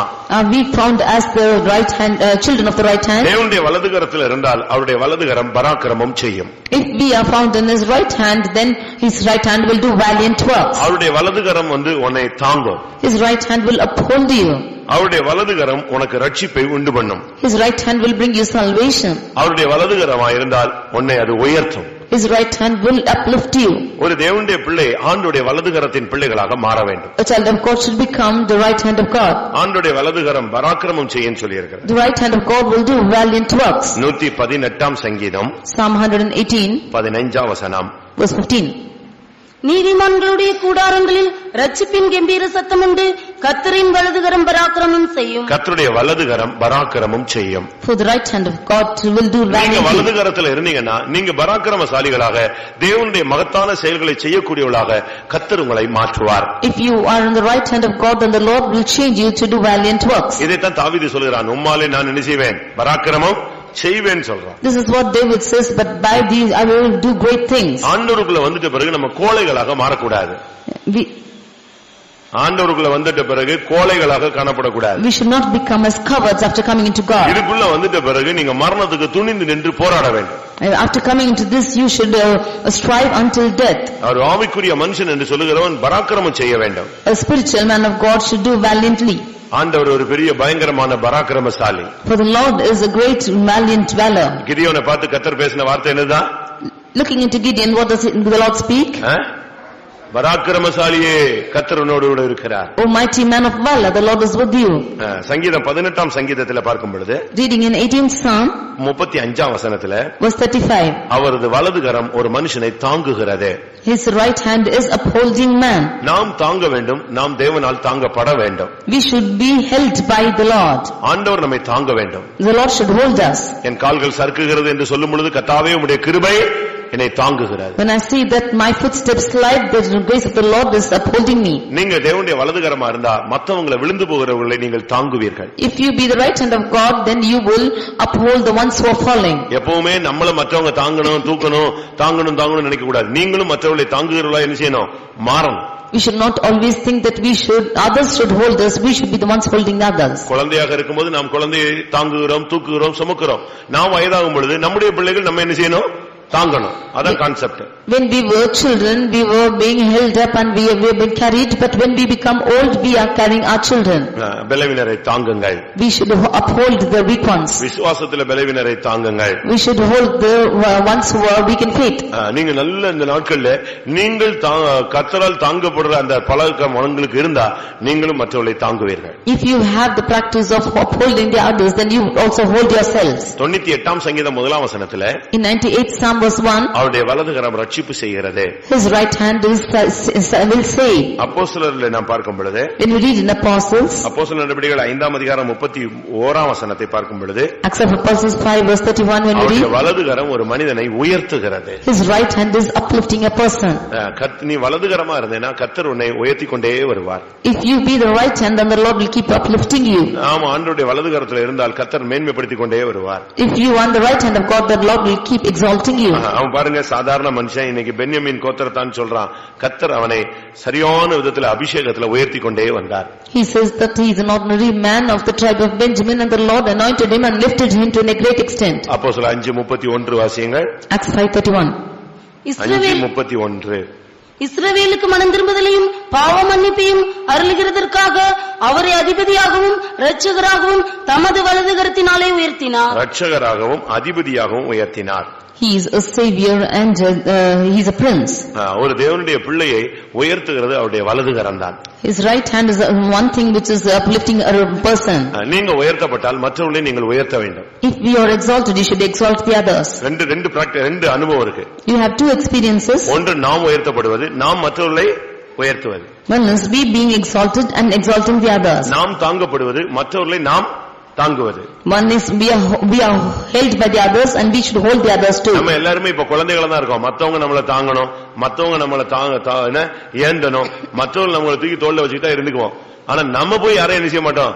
தாங்க மாட்டோம், தூங்க மாட்டோம், ஏந்த மாட்டோம். We are only found as children. We expect the others to hold us and carry us and lead us, but we are not upholding the others. ஆனா தேவனுடைய வலதுகரம் எல்லாரையும் அதிபதியாய் உயர்த்தி கொண்டே வருகிறார். But the right hand of God is exalting everybody as a prince. தானியேல் நல்ல ஒரு கிருபை உள்ளவன். Daniel was a gracious person. அவன் தான் சாத்ராக் மேஷாக் ஆபேத்நேகோவுக்கு போஸ்டிங் என்ன செஞ்சிட்டு இருக்கான்? வாங்கி கொடுத்து வைத்துக்கிட்டே வந்தான். He was only leading the Shadrach, Meshach and Abednego. இப்ப 4 விசுவாசிகள் இருக்காங்கன்னு வெச்சுக்கோங்களேன். If there are 4 believers, இந்த 4 பேருக்கும் ஒரு வாய்ப்பு கிடைக்குது. and they 4 of them had a chance. இந்த 4 பேர்ல ஒரு ஆளுக்கு வாய்ப்பு கிடைச்சேன்னா என்ன செய்வான்? If one of them gets a chance, what will he do? இந்த 3 விசுவாசியும் கவுத்தி விட்டு போயிட்டே இருப்பாங்க. He will put down all these 3 and he will go. அப்படிதானே? Is not like this? இல்லடா 4 பேருக்கு இவங்க எப்படி வரலாம், அவங்க எப்படி வரலாம், ஒருத்தனை ஏமாத்தி விட்டு போயிடுவான். One will cheat the other and they will go likewise. ஆனா தானியேல் அப்படி கிடையாது. But Daniel is not so. இவன் தான் அவங்க 3 பேரையும் தூக்கி வச்சிட்டே வர்றான். He is only uplifting these 3 people. இவன் தான் அவங்களை உயர்த்துகிறதுக்கு வாய்ப்புகளை ஏற்படுத்தி கொடுக்கிறான். Because he is only creating opportunities for them to be uplifted. தானியேல் 2ஆம் அதிகாரம் 49ஆம் வசனம். Daniel 2:49. தானியேல் ராஜாவை வேண்டிக் கொண்டதின் பேரில் அவன் சாத்ராக்கையும் மேஷாக்கையும் ஆபேத்நேகோவையும் பாபிலோன் மாகாணத்து காரியங்களை விசாரிக்கும்படி வைத்தான். தானியேலோ வென்றால் ராஜாவின் கொலுமண்டபத்தில் இருந்தார். யார் இந்த ஏற்பாடு பண்ணது? Who prepared this? நீங்க செய்வீங்களா? Will you do this? நம்ம நிக்கிறதுக்கு ஏதாவது வழி இருக்கான்னு பாத்துக்கிட்டே இருப்போம். We only think of the ways wherein we can stand. ஆனா அவங்க பாருங்க, என்ன அவன் அன்னைக்கு இருந்த தானியேல் எப்படி இருந்திருக்கான் பழைய ஏற்பாட்டுல. தான் போய் ராஜாட்ட சொன்னா, இல்ல இவங்களுக்கு எல்லாம் நீங்க வச்சீங்கன்னா போஸ்டிங் நல்லா இருப்பாங்க. யாரு இவங்க? கூட பிறந்தவன் அல்ல. யாரு? தன்னோடு கூட அடிமையாக வந்த மனிதன் தன்னோடு கூட உயர்த்தப்படணும்னு அவன் ஆசைப்பட்ட ஒரு ஆள். These were the people who were brought as captives along with him, and he desired them to be lifted in Babylon. நீங்க என்ன செஞ்சிருப்பீங்க? நானே என்ன செஞ்சிருப்பேன்? If you and I are in that state, உங்க அண்ணனை கூட்டி வந்திருப்பீங்க, நீ இங்க உட்காருன்னு. You will recommend your brother to go sit there. எங்க அக்கா நல்லா படிச்சிருக்காங்க, அவங்களுக்கு இந்த வேலையை கொடுங்கம்பீங்க. Or you will ask you will recommend for your sister to get the job. இல்ல உங்க காஸ்ட்ல யாராவது ஒரு ஆளை பிடிச்சிட்டு வருவீங்க. Or you will recommend people of your caste. அப்படிதானே? ஆனா அவன் அப்படி அல்ல, தன்னோடு கூட ஜெபிக்கிறவங்களை எங்க கொண்டு வரணும்னு ஆசைப்பட்டான், மேன்மைக்கு கொண்டு வரணும்னு ஆசைப்பட்டான். But he desired to bring the people to the exalted position, those who could pray with him. தன்னோடு கூட அவனுக்கு அவர்களையும் மேன்மைப்படுத்தணும்னு ஆசைப்பட்டான். He wanted to exalt them above him. அதனாலதான் இவன் போய் அவனை வேண்டிக் கொண்டு அவங்க ராஜாவை கேட்டு இவங்க 3 பேரையும் மாகாணங்களில் அதிபதியாக கத்தர் வைத்தான். இவன் கொண்டு வந்து வச்சதுனால இவனை கத்தர் எங்க கொண்டு போயிட்டாரு, இவன் மத்தவங்களை உயர்த்த கத்தர் இவனை செஞ்சாரு, உயர்த்தி குழுமண்டபத்தில் போய் உட்கார வச்சிட்டாரு. That is why he requested the king to be over the affairs of the province, and therefore the Lord exalted him to a higher position. 8ஆம் நாளில் விருத்தசேதனம் அடைந்தவன், On the 8th day circumcised, Israel வம்சத்தான், is of the stock of Israel, அடுத்த பென்யமீன் கோத்திரத்தான், and the tribe of Benjamin. அடுத்ததாக எபிரேயரில் பிறந்த எபிரேயர். Nextly he is an Hebrew of the Hebrews. அது என்ன எபிரேயரில் பிறந்த எபிரேயன், அந்த வேர்டுக்கு என்ன அர்த்தம்? மிக்சிங் கிடையாது. What is the meaning of this? That means there is no mixing. அப்படின்னு என்ன அர்த்தம்? What is it? வேற ஜாதியில கலவாத ஆளு. He is not mixed with any other tribe. அதனாலதான் நம்ம ஆளுங்க கூட வேற ஜாதியில என்ன செய்யறதில்ல, கலவு சம்பந்தம் கலக்கிறதே கிடையாது. ஆனா இங்க வந்துட்ட பிறகு அப்படி அல்ல. And that is why our people are not getting involved with the other caste people, but here it is not so. இங்க வந்த பின்பு நீ ஆவிக்குரியவனோட என்ன செய்யணும், சம்பந்தம் கலக்கணும். You should after coming here you should have your fellowship with this spiritual people. எபிரேயரில் பிறந்த எபிரேயன், a Hebrew of the Hebrews. இந்த விஷயத்துல நம்ம ரொம்ப கவனமாக இருக்கணும். We should be very careful in this matter. எபிரேயன் அப்படினு சொன்னா என்ன அர்த்தம் தெரியுமா? When it's called a Hebrew, what's the meaning? சொல்லுங்க. ஏப்பா எவ்வளவு பாஸ்டர்ஸ் இங்க இருந்திருக்காங்க. எபிரேயன்னா பரதேசின்னு அர்த்தம். Hebrew means ஸ்ட்ரேஞ்சரா, Paradesi. He is a stranger. அவன் வந்து ஒரு இடத்துல நிலை கொள்ளாம போய்கிட்டே இருப்பான். எங்க எகிப்துல புறப்பட்டான், எங்க வரைக்கும் போயிட்டு இருக்கான், கானான் வரைக்கும் அவன் போய்கிட்டே இருக்க வேண்டியதான். He is moving as a stranger from Egypt even unto Canaan. இவனுக்கு வந்து ஒரு நிலையான ஒரு இடமே கிடையாது. He had no stable place to stay. அவங்க இந்த உலகத்துல அவங்க சொல்ற அறிக்கை என்ன? What are they confessing in the world? அந்நியர்களும் பரதேசிகளும் என்று அறிக்கை செய்து கொண்டு போய்க்கொண்டே இருந்தார்கள். We are strangers and foreigners, saying so they proceeded. எபிரேயர் 11ஆம் அதிகாரம் 13ஆம் வசனம். Hebrews 11:13. இவர்கள் எல்லாரும் வாக்குத்தத்தம் பண்ணப்பட்டவைகளை அடையாமல் தூரத்திலே அவைகளை கண்டு நம்பி அணைத்துக் கொண்டு பூமியின் மேல் தங்களை அந்நியரும் பரதேசிகளும் என்று அறிக்கையிட்டு விசுவாசத்தோட மரித்தார்கள். இந்த மார்க்கத்தில் வந்த பின்பு நாம் இந்த உலகத்தில் பிடிப்பில்லாதவர்களாய் மாற வேண்டும். After coming into this religion we should not have any clutches with the world. அவன் போயிட்டே இருப்பான், அவனுக்கு கானான் தான் சொந்தமானது. He will go like this and Canaan is his promised land. அதுக்கு முன்னால அவன் சொல்றதெல்லாம் இந்த உலகத்துல நான் யாரு, பரதேசின்னு சொல்லுவான். கானானுக்கு போனாதான் அது என்னது, சொந்த வீடுன்னு சொல்லுவான், சுதேசின்னு சொல்லுவான். Until he goes to the Canaan, he will call himself as a stranger, a pilgrim on the earth. அங்க போன பிறகு அவன் என்ன சொல்லுவான், நான் சுதேசி, சொந்தக்காரன் சொல்லுவான். Only after he goes into Canaan he will call himself a heir of that land. ஒரு தேவனுடைய பிள்ளை இந்த உலகத்துல ஒரு பரதேசி. A big man of God, he is a stranger in this world. யாக்கோபிட்ட பார்வோன் கேக்குறான், நீ உன் வயசு என்ன அப்படி அப்படின்னு. இவன் சொல்ல, நான் பரதேசியாய் சஞ்சரிச்ச வருஷம் இத்தனை வருஷம். அதாவது வீடு வாசல் இல்லாம தெரு தெருவா சுத்திட்டு இருந்தது. And to Jacob, Pharaoh is asking him, who are you and what is your work? He is telling that my life of pilgrimage is so many years. நமக்கு இந்த உலகத்துல என்ன வசதி இருந்தாலும் நான் இந்த உலகத்துல யார் தான், பரதேசிகள் தான். How many facilities we might have in this world, we are pilgrims on this earth. அதை நீங்க சரியான விதத்துல விளங்கிக் கொள்ள வேண்டும். You should understand this in right way. 119ஆம் சங்கீதம் 19ஆம் வசனத்துல 119 Psalm verse 19. தாவீது சொல்றான், நான் பூமியிலே பரதேசி. Here David says that I am a stranger in this earth. ஒரு தேவனுடைய பிள்ளை இந்த பூமியில என்ன ராஜாவா இருந்தாலும் அவன் வாயில இருந்து என்னதான் சொல்லணும், நான் பரதேசின்னு தான் சொல்லணும். A child of God, whatever might he have in this world, he should confess that he is a stranger in the earth. ஏனென்றால் இந்த உலகத்துக்குரியவர்கள் அல்ல. Because you are not of this world. அதனால நாம் இந்த உலகத்துக்கு ஒரு பரதேசிகள் தான். Therefore we are strangers to this earth. இன்னும் சொல்ல போனா, even more to say, நம்ம எல்லாம் யாரு? Who are we? தெரிந்து கொள்ளப்பட்ட பரதேசிகள். We have been strangers who are called. முதலாம் பேதுரு 1ஆம் அதிகாரம் 2ஆம் வசனம். 1 Peter 1:2. பிதாவாகிய தேவனுடைய முன்னறிவின்படியே ஆவியானவரின் பரிசுத்தமாக்குதலினாலே கீழ்ப்படிதலுக்கும் இயேசு கிறிஸ்துவினுடைய ரத்தம் தெளிக்கப்படுதலுக்கும் தெரிந்து கொள்ளப்பட்ட பரதேசிகளுக்கு எழுதுகிறதாவது. பேதுரு யாருக்கு எழுதுறாரு? விசுவாசிகள் எழுதல. விசுவாசிகள்ல யாருக்காக எழுதுறாரு? விசுவாசினா எல்லாரும் ரோட்ல போறவங்க ஆமா நானும் விசுவாசின்னு தான் சொல்லுவான். அதனாலதான் அவர் எழுதுறாரு, இந்த உலகத்துல இருந்தும் நீ யாரா மாறி இருக்கணும், தெரிந்து கொள்ளப்பட்ட பரதேசியாக இருந்தா உனக்கு நான் எழுதுறேன்னு எழுதுறாரு. Peter does not write to the believers, but he writes to the strangers who are called by the Lord. தெரிந்து கொள்ளப்பட்ட பரதேசிகள்ல இது ஒரு வித்தியாசமான கூட்டம், கிறிஸ்தவன்ல இது ஒரு வித்தியாசமான கூட்டம். He was a chosen stranger. He was a different category of the Christians. கிறிஸ்தவர்கள் தான், ஆனா நம்ம அந்த கிறிஸ்தவர்களுக்குள்ளேயே கொஞ்சம் தெரிந்து கொள்ளப்பட்ட வித்தியாசமான ஒரு கூட்டம். We are Christians, but we are a different people of the gathering. இந்த உலகத்துல நாம் பரதேசிகளாக ஜீவிக்க வேண்டியவர்கள். In this world we should live a stranger. இந்த உலகத்துல எனக்கு ஒன்றும் இல்லை என்று நீங்கள் சொல்ல வேண்டும். We should say that we have nothing in this world. நான் உலகத்தான் அல்ல என்று நீங்கள் சொல்ல வேண்டும். I am not of this world, you should confess. இயேசு சொன்னார், இதோ உலகத்தின் அதிபதி வருகிறான், அவனுடையது என்னிடத்துல ஒன்றும் கிடையாதுன்னு சொன்னார். And Jesus said, behold, the authority of the world is coming to me and I have nothing of his. இப்ப பிசாசு வந்தா என்ன சொல்லுவான்?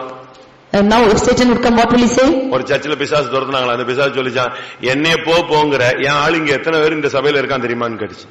Once Satan possessed person asked him, you asking me to go out, but how many of them are my people here? இவனுக்குள்ள இருந்து வெளியே போன்னு சொல்றிய, என் ஆளு உன் சபையில எத்தனை பேர் இருக்கான்? You are casting me out and asking me to go out. How many of my people are found in your church? எப்படி இருக்கு பிசாசுனுடைய statement? See how the statement of Satan is? இங்க இருந்தாலும் இவங்க எல்லாம் கட்சி மாறின ஆளுங்க உள்ள இருக்காங்க.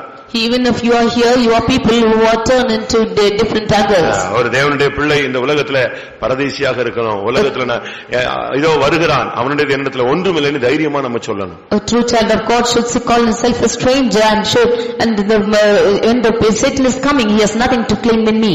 நம்ம எல்லாம் எபிரேயரா மாறிட்டோமா? Have we become a stranger? எபிரேயர்களா மாறிவிட்டோமா? Have we become as Hebrews? நீங்க எல்லாம் எபிரேயர்களா இருக்கிறீங்களான்னு நீங்க யோசிச்சு பாருங்க. You see if you are as Hebrews. இந்த உலகத்துல நம்ம ரட்சிப்புக்குள்ள வந்துட்ட பிறகு இந்த உலகத்துக்குரிய இச்சைகள், ஆசைகள், உலக வேஷங்கள் இதுக்கெல்லாம் நீங்க விட்டுட்டு பரதேசிகளாக எனக்கு நான் வேறொரு தேசத்துக்கு போறேன்னு நீங்க போகணும். After coming into this religion, you should leave hold of the lusts and the desires and all the fleshly matters and go to the habitation which you long for.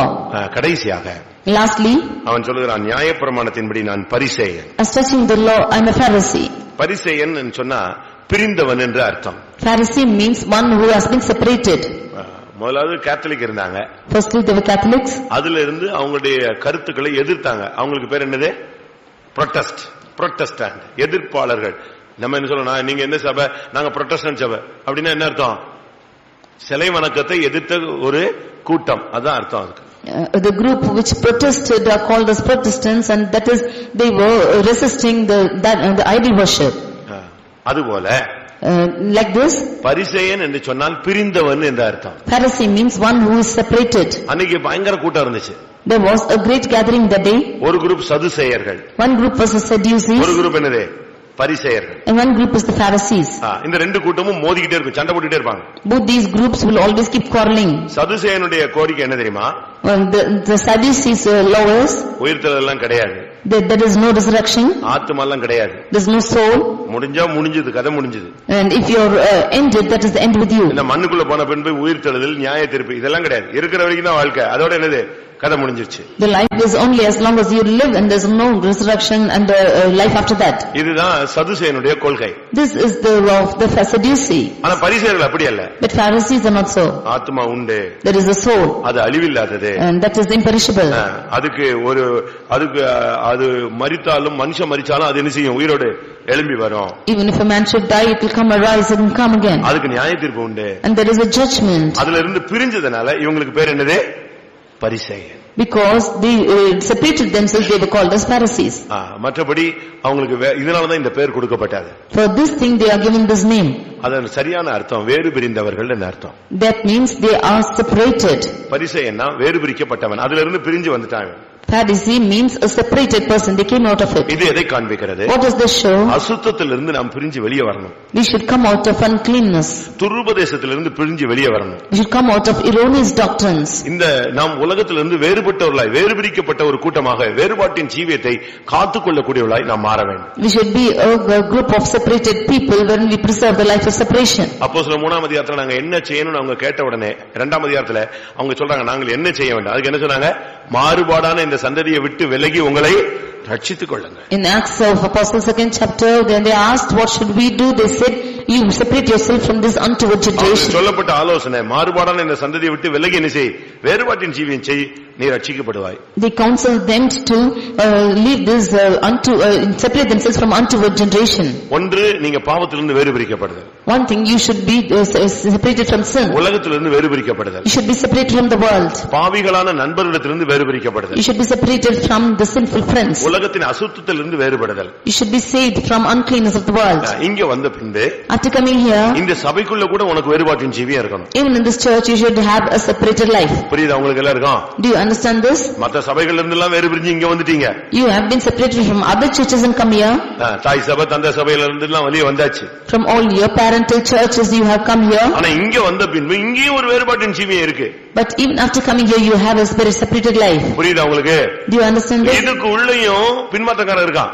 Even into this you have backsliders. துருபதேசங்களுக்கு செவிசாய்த்து அந்த கருத்துக்களை சபைக்குள்ள பரப்புகிற ஒரு சில விசுவாசிகள் உண்டு. There are some believers who give hearken to that erroneous doctrines and spread that in the church. என்ன பாவம் செஞ்சாலும் அதெல்லாம் ஒண்ணு இல்ல அப்படினு சொல்ற ஒரு டீம் இங்கே இருக்கு. There is a team, we could say, that they have sinned and nothing happens because of that. இதை குறித்து முதலாம் கொரிந்தியர் 5ஆம் அதிகாரத்துல நாம் பார்க்கும் பொழுது, reading this in 1 Corinthians chapter 5, ஒருத்தன் ஒரு பெரிய விபச்சாரக்காரனா மாறிட்டான். one person become a great fornicator. ஆனா இவங்க யாருமே அவனை கண்டிக்கல, அவனை சபையை விட்டு ஒதுக்கல. எல்லாரும் அவன்கிட்ட தோல் கொடுத்துட்டு தோல்ல கை போட்டுக்கிட்டு அவன் கூட பிரதர்னு சுத்திட்டு வர்றான். But nobody rebuked or separated him from the church, but they gave hold of him and they gave room for him and called him a brother. 2ஆம் வசனத்துல இப்படிப்பட்ட காரியம் செய்தன நீங்க நீக்கவும் இல்ல, துக்கப்படவும் இல்ல, இருமாப்பு அடைந்திருக்கிறீர்கள். In the second verse he says that you were not grieved about this, you did not abstain from this, and you were not concerned about this. இதைத்தான் முதலாம் கொரிந்தியர் 5ஆம் அதிகாரம் 10ஆம் வசனத்துல இருந்து 9ஆம் வசனத்துல இருந்து கடைசி வரைக்கும் படிச்சு பாத்தீங்கன்னா, புறம்பே இருக்கிறவங்க சபைக்குள்ள இருக்கிறவனே விபச்சாரக்காரனா இருந்தா நீ என்ன செய்யணும்? வேறுபாட்டின் ஜீவியம் செய்யின்னு சொல்றார். In 1 Corinthians chapter 5 from 9 onwards, when you see that even if the believers of the church, if they are found as fornicators of this world, you live a separated life. சபைக்குள்ள இருந்துகிட்டே இந்த உபதேசத்துக்கு ஆப்போசிட்டா பேசுவான். Being in the church, they speak erroneous to this doctrine. எங்க பேட்ச்ல ஒரு ஊழியக்காரர் இருந்தாரு. In our branch we had a worker. அவர் என்ன செய்வார்னா, what will he do? நம்ம சபையில எல்டர் ஆயிட்டாரு. He entered into our church. ஆனா மிஷனரி ஊழியம் தான் ரொம்ப கரெக்டான ஊழியம் பாரு. But he always claimed missionary ministry to be best. நம்ம ஆளுங்க சும்மா சாப்பிட்டுட்டு ஒரு ஜெபம் பண்ணிட்டு ஒரு பிரசங்கம் பண்ணிட்டு ரெஸ்ட் எடுக்கிறாங்க. இது ஊழியம் இல்ல. இது இங்க வந்து சண்டையை போட்டு கிடக்குறானுங்க. அவன் பாரு காடு மலையெல்லாம் அலைஞ்சு ஊழியம் செய்யறான், அதுதான் ஊழியம் அப்படின்னு பேசினார். People are only praying, eating and they preaching and they pray and they rest for the next of the time and they fight, but he is laboring towards all the jungles. எப்போ இந்த missionary இந்த opposite கருத்துக்கள் தோன்றிச்சோ அதுக்கு பிறகு அவர் வந்து அந்த missionary team தலைவர்களோடு கொஞ்சம் தொடர்பு ஏற்படுத்திக்கிட்டாரு.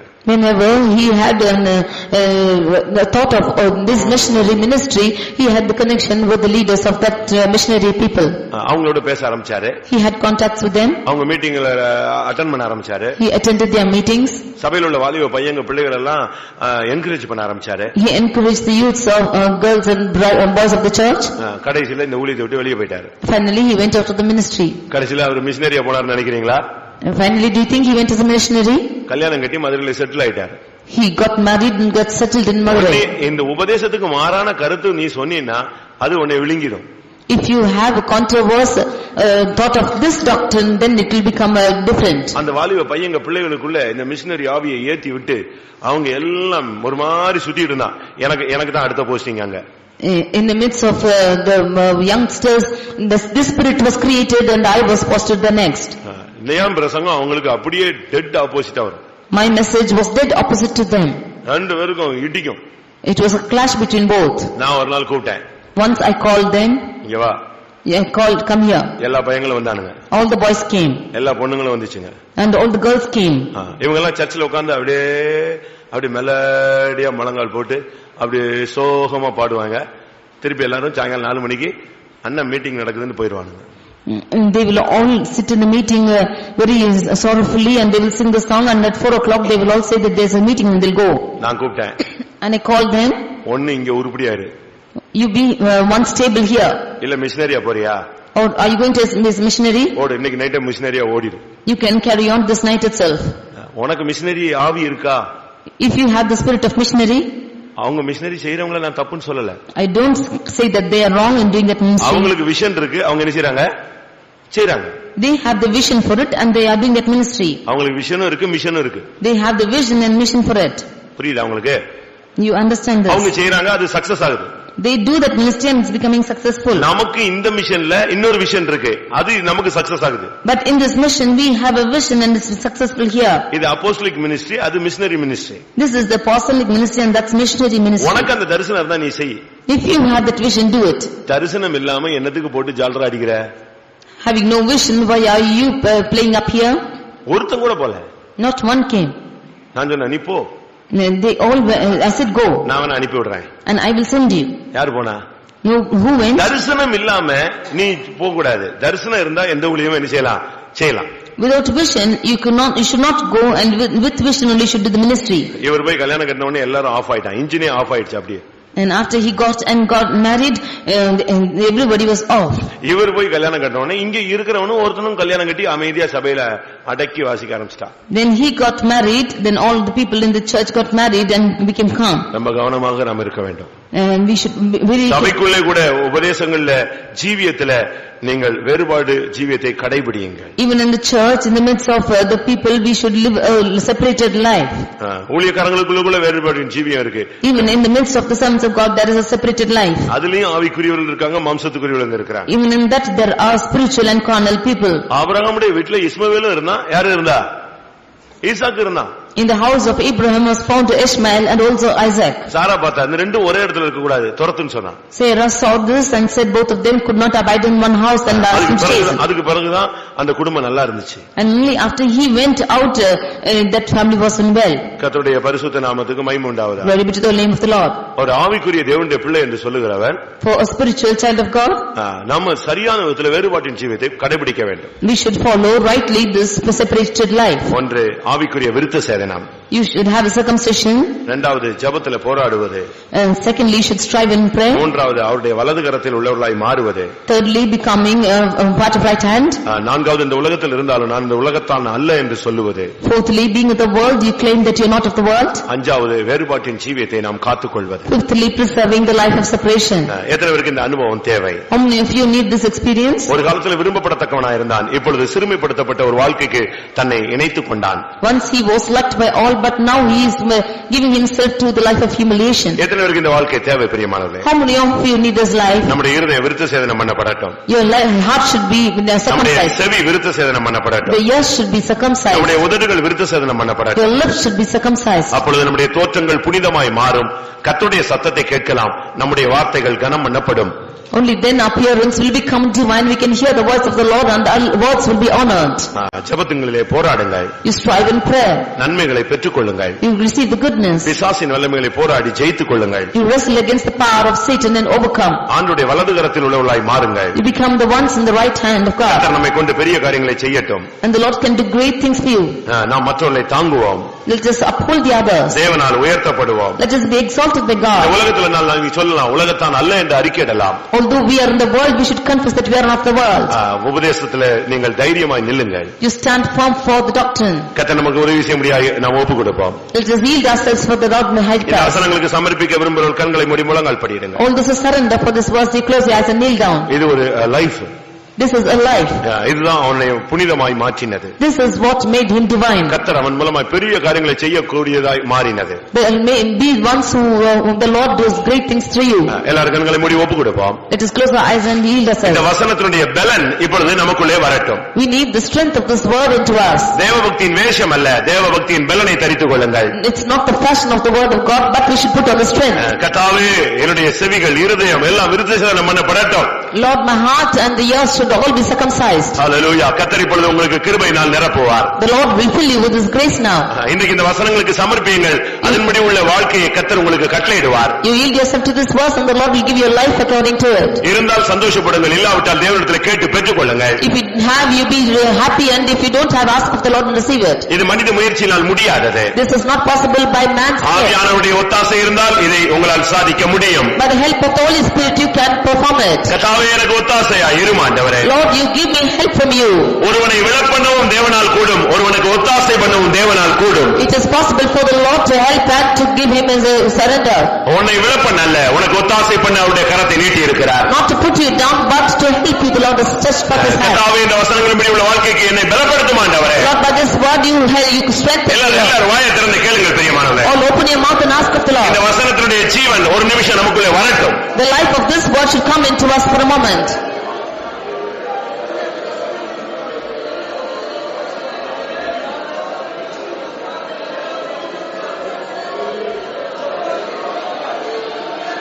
ஷடபலக திரிக்கடபல திக்கடபல பக்கதன.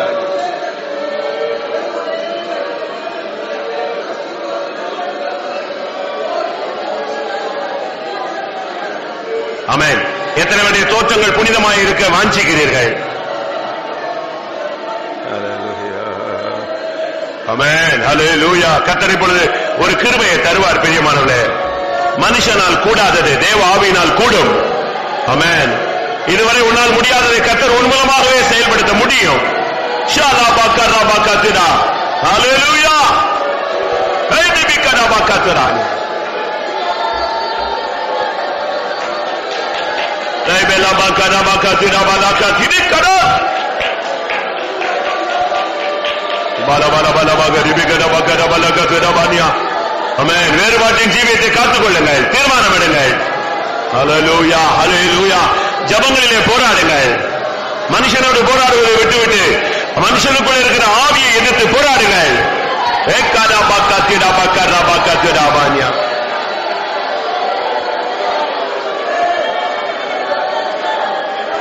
இபக்கரா பக்கத்திடா. நீங்கள் மற்றவர்களை உயர்த்துங்கள், கனம் பண்ணுங்கள். கர்த்தர் உங்களை உயர்த்துவார், கனம் பண்ணுவார்.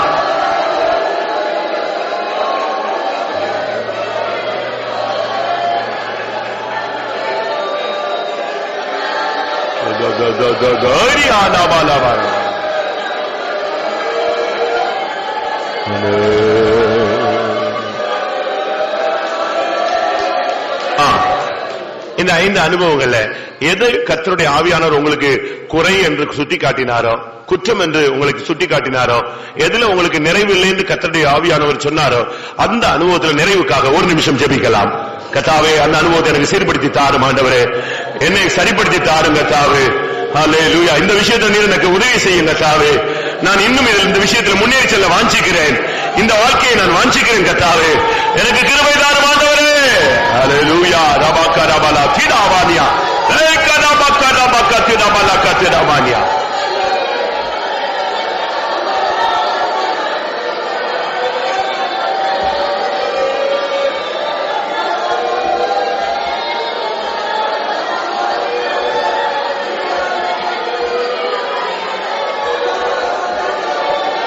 Hallelujah. Habinaka. Amen. Amen. Amen. கர்த்தருடைய சத்தியத்துக்காய் ஸ்தோத்திரம் பண்ணுவோம். சத்தியத்தோடு உள்ள கிருபைக்காய் ஸ்தோத்திரம் பண்ணுவோம். இந்த வசனங்களின்படி ஜீவிக்க பயிற்சிவிக்க உதவி செய்ய முடியாது ஸ்தோத்திரம் பண்ணுவோம். இவைகளை அனுபவமாக்கி கொண்டு ஜெயாளிகளாய் வாழ உதவி செய்ய முடியாது ஸ்தோத்திரம் பண்ணுவோம். ஜெயாளிகளை சேர்க்க இயேசு வரப்போற அப்படினால ஸ்தோத்திரம் பண்ணுவோம். அந்த ஜெயாளிகளை சேர்க்கிற நாடுகளில் நாமும் அவரை சந்திக்க உதவி செய்ய முடியாது ஸ்தோத்திரம் பண்ணுவோம். பிதா குமாரன் பரிசுத்த ஆவியானவருக்காய் ஸ்தோத்திரம் பண்ணுவோம். எல்லா மகிமையும் அவருக்கே செலுத்தி ஸ்தோத்திரம் பண்ணுவோம். விசேஷமாய் நாளிலிருந்து தொடங்குற 3 நாள் காத்திருப்பு கூட்டத்தை கர்த்தருடைய ஆவியானவர் இறங்கும்படியாய் ஸ்தோத்திரம் பண்ணுவோம். ஜனங்களுக்குள்ளே சபைக்குள்ளே நடப்பிக்க வேண்டிய திட்டவட்டமான கிரியைகளை நடப்பிக்க முடியாது ஸ்தோத்திரம் பண்ணுவோம். எல்லா மகிமையும் அவருக்கே செலுத்தி ஸ்தோத்திரம் பண்ணுவோம். ஜெபம். நேசிக்கிற அருமையான ஆண்டவரே, ஆசீர்வதிக்கப்பட்ட மாலை வேலைக்காக நன்றியோடு துதிக்கிறோம், ஸ்தோத்திரிக்கிறோம் ஆண்டவரே. மாலை வேலை உண்டு நாமத்தினால் வந்து வேதத்தில் இருக்கிற ரகசியங்களை நாங்கள் ஆராய்ச்சி செய்ய முடியாக அறிந்து கொள்ள முடியாக தந்த மாபெரும் கிருபைக்காக நன்றியோடு ஸ்தோத்திரம். நாங்கள் கேட்ட வசனம் பிரகாரம் நாங்கள் அனுபவத்தில் கை கொள்ளும்படியாக சத்தியத்தோடு கிருபை அனுப்புகிற தேவனா இருக்கிறபடியால் ஸ்தோத்திரம். கர்த்தாவே, நாங்கள் அறிந்து கொண்ட சத்தியத்தின்படி தகப்பனே அடியார்கள் கர்த்தாவே ஜீவித்தை சுபாவத்தை கட்டி எழுப்பிக் கொள்ள கர்த்தர் உதவி செய்ய வேண்டுமாய் வேண்டுக் கொள்கிறோம். கர்த்தாவே ஸ்தோத்திரம், ஆண்டவரே ஸ்தோத்திரம். தகப்பனே, 8ஆம் நாள் விருத்த சேதனம் பண்ணப்பட்டது என்பது போல இருதயத்திலும் உதடுகளிலும் செவிகளிலும் நாங்கள் எப்பொழுது விருத்த சேதனம் பண்ணப்பட்ட ஒரு ஜீவன் ஜீவிக்க வேண்டும் என்று நீர் பேசினபடி ஆள் ஸ்தோத்திரிக்கிறோம். மனுஷரோடு அல்ல ஆண்டவரே, ஜெபத்தில் எப்பொழுதும் போராடி மனுஷருடைய எதிர்த்து வருகிறான எல்லா வல்லமையும் அழிக்கிறவர்களாய் காணப்பட வேண்டும் என்று கர்த்தாவே இஸ்ரவேல் அப்படிப்பட்ட இஸ்ரவேலராய் காணப்பட வேண்டும் என்று நீ பேசுறபடி ஆள் ஸ்தோத்திரிக்கிறோம். ராஜா, வலது கரத்தில் இருக்கிற பென்யமீன் என்று நாங்கள் அறிந்து கொண்டோம். ஆக உம்மது வலது கரம் பராக்கிரம் செய்யக்கூடியதா இருக்கிறது. பராக்கிரம் செய்கிறவர்களாய் இந்த கரத்தில் எப்பொழுதும் நாங்கள் காணப்படுகளாயும் மற்றவங்களை தாங்குகிறவர்களாக ஆண்டவரை சுமக்கிறவர்களாக செய்கிறவர்களாய் காணப்பட்டு உயர்த்துவர்களாய் காணப்பட உதவி செய்ய வேண்டுமா வேண்டிக் கொள்கிறோம். ஆண்டவரை ஸ்தோத்திரம். தகப்பனே ஸ்தோத்திரம், ஆண்டவரை ஸ்தோத்திரிக்கிறோம். அந்நியரும் பரதேசியம் என்று இந்த பூமியிலே கர்த்தாவே நாங்கள் இந்த உலகத்தான் அல்ல என்று நாங்கள் அறிக்கையிட்டுக் கொண்டு அடியார்கள் ஜீவிக்கத்தக்கதான சரியான எபிரேயராய் காணப்பட கர்த்தர் உதவி செய்ய வேண்டுமா வேண்டிக் கொள்கிறோம். ஆண்டவரை ஸ்தோத்திரிக்கிறோம். அது மாத்திரமல்ல கர்த்தாவே, நாங்கள் பரிசேயராய் ஒரு வேறு பிரிக்கப்பட்ட ஜீவன் ஜீவிக்கத்தக்கதாக காணப்பட உதவி செய்ய வேண்டும். வேறுபட்ட ஜீவியம் சபையிலிருந்து வேறு பிரிவது மாத்திரமல்ல, விசுவாசிகளுக்குள் சபைக்குள் இருந்து வேறு பிரிய வேண்டும். ஊழியக்காரர்களுக்குள்ளாக வேறுபாட்டின் ஜீவித்தை பாதுகாத்துக் கொள்ள வேண்டும். இன்னும் எப்படிப்பட்ட கிரியைகள் சுபாவங்கள் இருந்து எங்களை வேறு பிரித்துக் கொள்ள வேண்டுமோ அப்படியாக வேறு பிரித்துக் கொண்டு அடியார்கள் கர்த்தாவை பாதுகாக்கப்பட கர்த்தர் உதவி செய்ய வேண்டுமா வேண்டிக் கொள்கிறோம். கூடி வந்ததான எங்கள் ஜனங்களுக்கு அப்படி கிருபத்தாரும் தொடர்ந்து நடக்கிற கூட்டங்கள் ஊழியங்கள் ஜபங்கள் எல்லாவற்றையும் கர்த்தர் நம்முடைய நாம ஆவியான பொறுப்படுத்தி நடத்தி நாமத்தை மகிமைப்படுத்தும். கூடி வந்த ஜனங்களை ஆசீர்வதியும். தொடர்ந்து நாளை நடக்கிறதான நம் மகிமையான கர்த்தாவே காத்திருப்பு கூட்டங்களை நீர் மகிமையாய் ஆசீர்வாதமாய் ஆண்டவரை பலமாய் கர்த்தாவே நீர் இறங்கி ஆசீர்வதிக்க வேண்டுமா வேண்டிக் கொள்கிறோம். ஆவியானுடைய ஆளுகை ஆண்டவரே 3 நாட்களும் வல்லமையாக பரலோகம் இறங்கத்தக்கதாக தேவ பலம் இறங்கத்தக்கதாக ஒரு வல்லமையான கிரியை நடப்பித்து ஆண்டவரே ஆவியானவர் ஒவ்வொருவரையும் மாற்றக்கூடியவர் நீரா இருக்கிறபடினால் ஒவ்வொருவரும் முற்றிலும் மாற்றப்படத்தக்கதான வல்லமையான அபிஷேகத்தை தந்து நாமத்தை மகிமைப்படுத்தும். நடத்துகிறதான நடத்திப்புக்காருக்கு விசேஷித்த தேவ நடத்திப்பு பரலோக நடத்திப்பு எல்லா வாயின் வார்த்தைகள் வசனங்கள் பாட்டுகள் எல்லாம் உம்மால் கட்டளிடப்பட்டதாக மகிமையாய் எடுத்து கரங்களை பிரயோஜனப்படுத்தி நாமத்தை மகிமைப்படுத்தும். எல்லா கத்தா லோக்கல் இருந்தும் எல்லாரும் கத்த வாஞ்சியோடு எல்லா நாட்களும் வந்து பங்கு பெற்று உயிர்ப்பிக்கப்பட வருஷ கடைசியில் உதவி செய்யும். எல்லா துதிகன மகிமை உமக்கே செலுத்துகிறோம். இயேசு நாமத்தில் ஜெபம் கேளும் பிதாவே, ஆமென். நம்முடைய கர்த்தராகிய இயேசு கிறிஸ்துவின் கிருபையும் பிதாவாகிய தேவனுடைய அன்பும் பரிசுத்தாவின் ஐக்கியமும் நம்ம அனைவரும் சகல பரிசுத்தமான கர்த்தராகிய இயேசு மகிமையிலே வெளிப்பட மட்டும் இருப்பதாக. அல்லேலூயா, ஸ்தோத்திரம்.